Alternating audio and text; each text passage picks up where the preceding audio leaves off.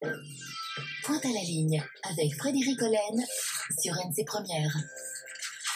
C'est l'histoire de la France d'après-guerre, d'un petit garçon et de sa grand-mère, sa Ménino, dans le sud-ouest de l'Hexagone. Le garçon se fiche bien des tensions sous-jacentes, de savoir qui a collaboré ou non, parce qu'il aime cette grand-mère quasiment chotte. Comme il aime son ami et confident, un canari, infirme lui aussi, qui semble immortel.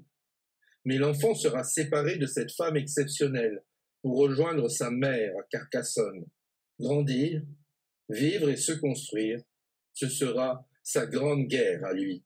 Il y a dans ce livre des galopins juchés sur de grands cyprès, des arbres fouets qui se balancent dangereusement dans le vent.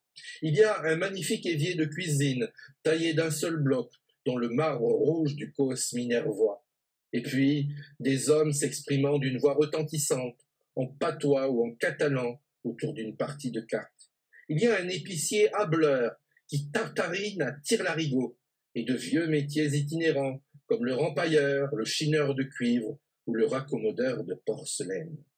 Avec une langue vive, inspirée, qui échappe au pathos et à la nostalgie, un style que l'on pourrait situer, et ce n'est pas rien, entre le Giono de Colline et le Romain Gary de la vie devant soi, Santoul réussit à nous entraîner sur les chemins de sa mémoire.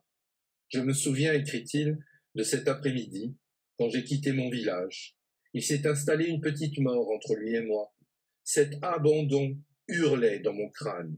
Les maisons se découpaient en gris, bien nettes, sur un fond noyé de flou. Elles penchaient vers le haut pour pincer le ciel. Un seul de mes pas sonnait dans ma tête, comme un coup de baguette sur la peau d'un tambour. Je vous offre ces sensations en cadeau d'alliance, parce qu'elles sont vraies, et que personne ne fut dans la confidence. Dans un décor qui vit ses derniers moments, un suspense terrible plane sur le roman. L'adversité gagnera-t-elle contre ce gosse bouillonnant de vie et d'intelligence, doué autant en maths qu'en musique? Ménino et le canari vivront-ils assez longtemps pour protéger l'enfant oiseau, afin qu'il puisse, à son tour, s'envoler un jour, très loin de son village? C'était Pointe à la ligne sur NC Première.